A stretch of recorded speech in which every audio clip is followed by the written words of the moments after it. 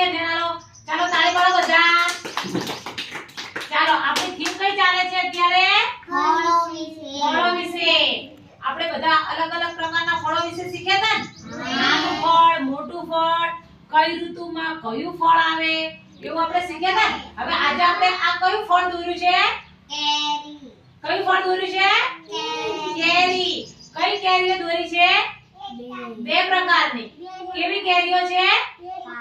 એક કાચી અને એક પાકી કેરી. હવે આપણે આ કાચી કેરીનું આપણે શું બનાવીએ? અથાણું બનાવીએ. બીજું શાક પણ બને. બરોબર? અને આ પાકી કેરીનું આપણે શું બનાવીએ? રસ બનાવીએ. આપણે હવે ઉનાળાની સીઝન આવશે એટલે કેરીનો રસ બનાવીશું ને. પછી ફ્રીજમાં મૂકીને ઠંડો કરીને રસ ને રોટલી, રસ પૂરી ખાવાની મજા આવે ને.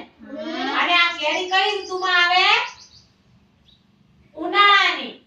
હવે ઉનાળો આવશે એટલે કેરી આવશે. તરબૂચ ઉનાળામાં આવે, સકરટેટી આવે. એ બધા ફળ કઈ ઋતુમાં આવે? ઉનાળામાં આવે. અને શિયાળામાં બોર આયા, જામફળ આયા, સંતરા આયા.